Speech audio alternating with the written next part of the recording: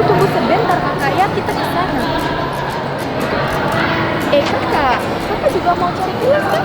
Iya, Kelas berapa? 303. Mahasiswa baru juga kau rupanya.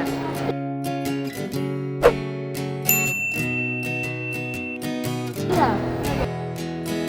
Ya sudah, kalau begitu kita cari sama-sama saja kah?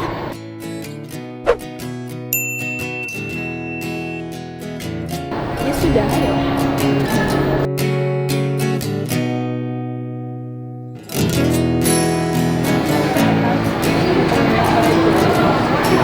Permisi, kau tahu ruang 303? Maaf Mbak, saya baru juga di sini. Saya enggak tahu. Kamu tahu enggak?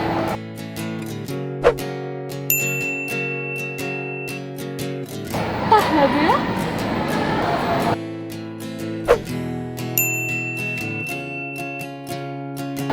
Tak tahu lah.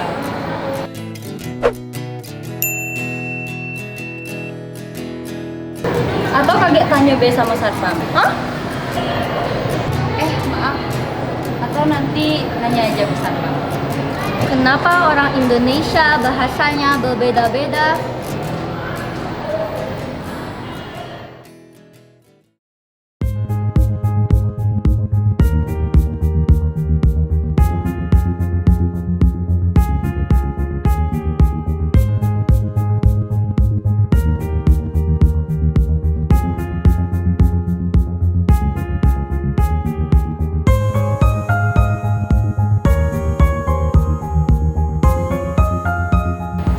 Indonesia mempunyai 13.466 pulau besar dan pulau kecil.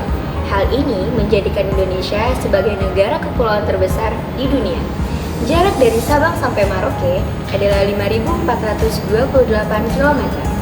Indonesia adalah rumah bagi 1.128 suku bangsa dengan 746 bahasa dan 6 keyakinan agama. Keanekaragaman Indonesia adalah kebanggaan bangsa. Namun, di sisi lain, keanekaragaman yang ada dapat menimbulkan perpecahan jika tidak disikapi dengan baik. Manusia merupakan makhluk sosial yang tidak bisa hidup tanpa bantuan dan peran manusia lain, saling tolong-menolong, serta memiliki keterikatan hubungan antar sesamanya. Nah, itulah yang disebut dengan integrasi sosial. Nah, sebenarnya apa sih yang kita pelajari di integrasi sosial? Agar pembahasan ini lebih objektif dan ilmiah, kita tanya pakarnya langsung yuk.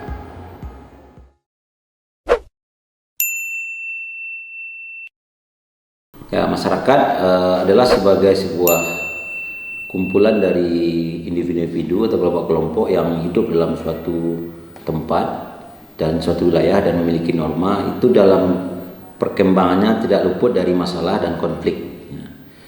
Supaya masyarakat itu bertahan dari berbagai tantangan atau dari berbagai ancaman, masyarakat harus memiliki satu kekuatan yang disebut dengan integrasi sosial. Integrasi sosial itu adalah suatu proses penyatuan atau pembauran dari unsur-unsur sosial yang ada dalam masyarakat menjadi sebuah satu kesatuan gitu.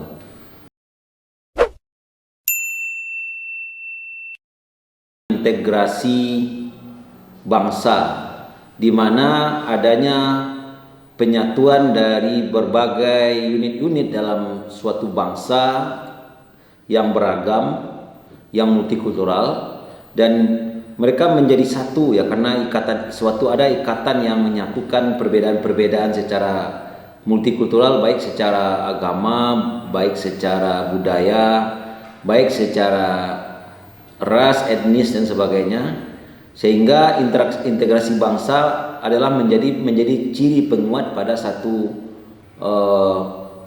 bangsa yang ada di suatu negara misalnya itu. Integrasi nasional. Nah, integrasi nasional itu melingkupi sebuah ketika suatu masyarakat yang besar lalu memproklamirkan diri menjadi sebuah nation, sebuah negara, dia akan menjadi sebuah integrasi bangsa.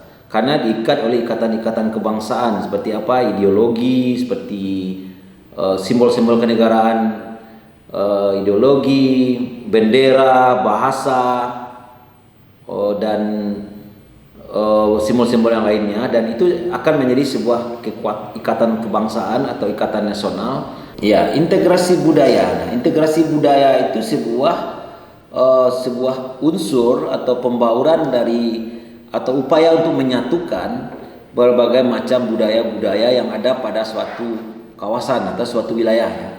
Nah, integrasi budaya ini menjadi sebuah bagian yang sangat penting kita lihat dalam masyarakat. Contohnya masyarakat Sumatera Barat. Nah, masyarakat Sumatera Barat itu dia memiliki integrasi budaya. Kita lihat di dalam sistem perkawinan ya, dimanapun di wilayah Sumatera Barat ini yang merasakan etnis Minangkabau, itu yang meminang itu pasti perempuannya. Dan di sana berlaku sistem matri lokal, di mana laki-laki akan tinggal di rumah perempuan ya dalam sistem matri lokal tersebut. Nah, ini adalah bentuk dari integrasi budaya, dan itu menjadi satu kesatuan dari wilayah Sumatera Barat ini, misalnya daerah Minangkabau itu sebagai sebuah entitas budaya.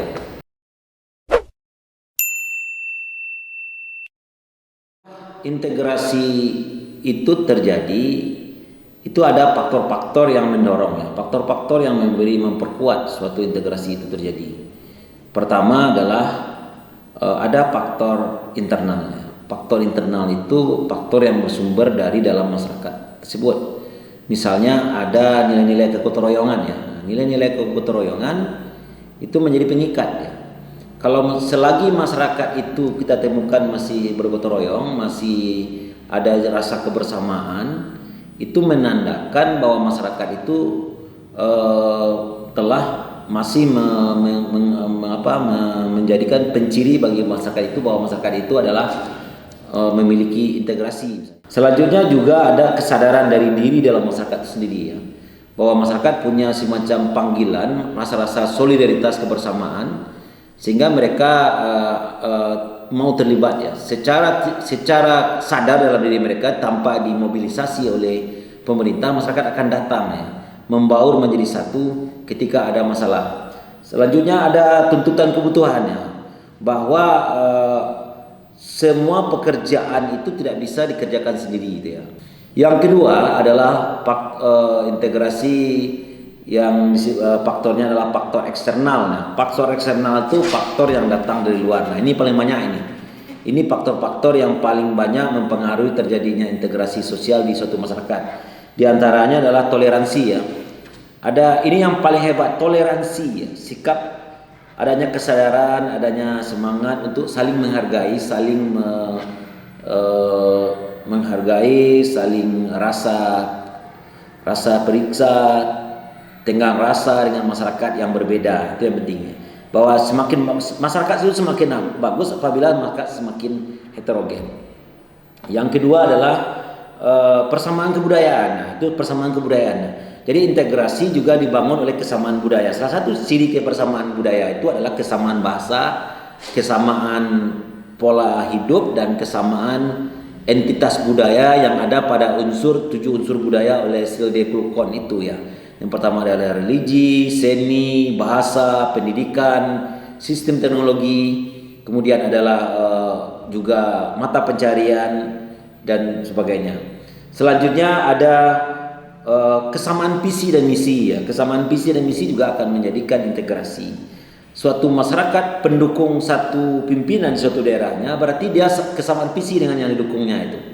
Mengapa masyarakat A memilih pimpinan A, bukan memilih pimpinan yang B atau yang C? Karena apa? Karena mereka punya sebuah kesamaan visi di dalam membangun daerahnya sendiri. Nah, itu sebuah konsensus yang dibangun sebagai kekuatan eksternal dari sebuah integrasi. Selanjutnya ada juga masalahnya masyarakat yang terbuka ya. Masyarakat yang terbuka atau masyarakat yang open terhadap sebuah perubahan itu juga akan mendorong terjadinya integrasi ya. Bukan perubahan itu sebuah ancaman ya. Ketika masyarakat itu menganggap perubahan sebuah ancaman, berarti itu bisa menjadi sebuah disintegrasi. Karena apa? Karena masyarakat akan selalu berubah dan tidak ada yang abadi di dunia itu kecuali perubahan. Maka dengan demikian perlu adalah sebuah nilai-nilai kebersamaan yang tanpa menentang ada suatu unsur-unsur baru yang masuk ke dalam masyarakat. Selanjutnya adalah perkembangan zaman ya. Dinamika perkembangan zaman yang cepat kita ketahui seperti hari ini adalah revolusi industri 4.0 itu adalah bentuk dari masyarakat harus siap menerima perubahan-perubahan yang terjadi di lingkungan sosialnya, baik di lingkungan hidup, gejala-gejala sosial yang lain, sehingga justru dengan adaptasi dengan perubahan sosial tersebut, maka masyarakat akan integrasinya akan terbangun tanpa adanya semacam upaya untuk menolak perkembangan zaman.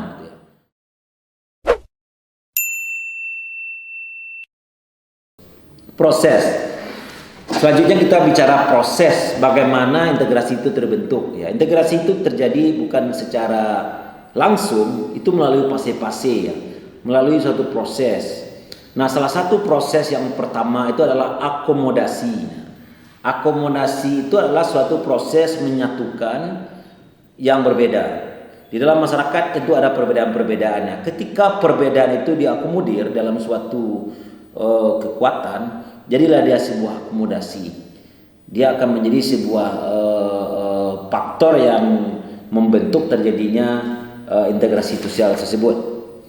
Nah, selanjutnya ada namanya faktor kerjasama. Nah, itu juga mendorong terjadi integrasi sosial. Kerjasama adalah sebuah pekerjaan, sebuah aktivitas yang dilakukan secara bersama-sama. Bersama dalam duka, bersama dalam suka, bersama dalam cita. Itu sebuah, mungkin itu menjadi angan-angan bagi orang ya. Tapi dalam dinamika masyarakat yang masih kuat, seperti kita lihat masyarakat suku terasing di Indonesia itu kebersamaannya masih tinggi ya. Kalau kita bandingkan dengan masyarakat modern yang hari ini kita lihat masyarakat perkotaan, karena kesamaan mereka itu karena ada sebuah interest, sebuah kepentingan ya.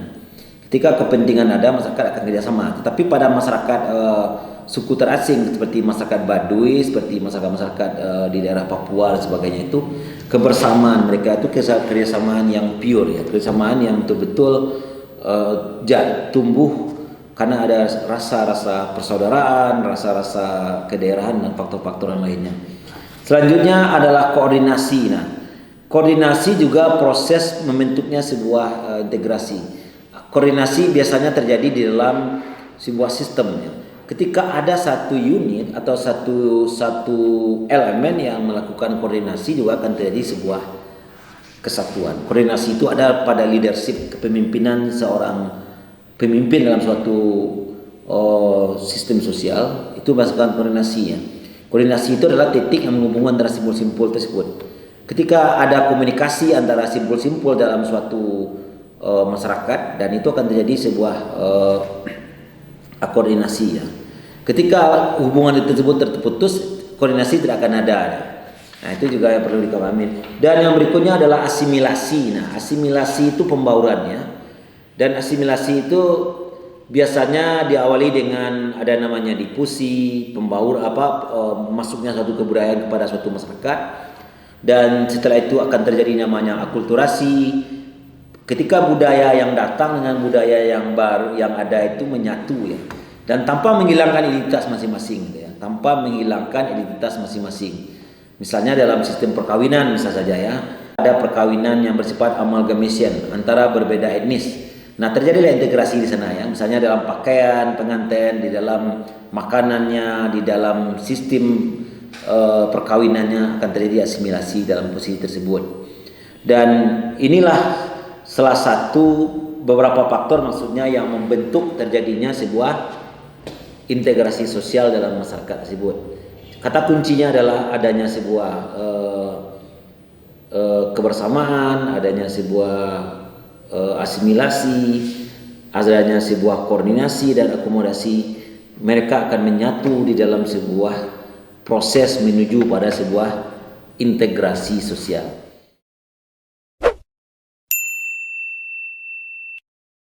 Dan yang terakhir kita akan sampai pada bentuk-bentuk integrasi dalam masyarakat. Setidaknya ada 3 bentuk integrasi dalam masyarakat itu. Yang pertama disebut dengan integrasi normatif. Integrasi normatif, kata kuncinya norma. Berarti yang menyatukan itu adalah norma ya. Yang menyatukan itu adalah nilai komitmen misalnya, konsensus. Nah, di integrasi normatif itu biasanya terjadi pada satu negara ya. Apa normatif di negara kita ini? Pancasila. Selagi masyarakat patuh pada Pancasila, persatuan akan ada. Itu namanya integrasi integrasi normatif. Dalam agama juga bisa. Kalau nilai-nilainya agama, ya integrasinya dibangun oleh norma-norma agama. Gitu ya. Ada komitmen, ada aturan main yang mereka menyebabkan mereka bersatu dalam suatu integrasi yang disebut dengan integrasi normatif. Yang kedua, integrasi fungsional. Maksudnya di sini adalah adanya unit-unit atau elemen-elemen yang berfungsi ya. Yang berfungsi di dalam menyatukan suatu integrasi tersebut. Misalnya di negara kita, ketika tentara itu berperan di dalam menyatukan sebuah negara, dia memiliki merupakan integrasi fungsional ya.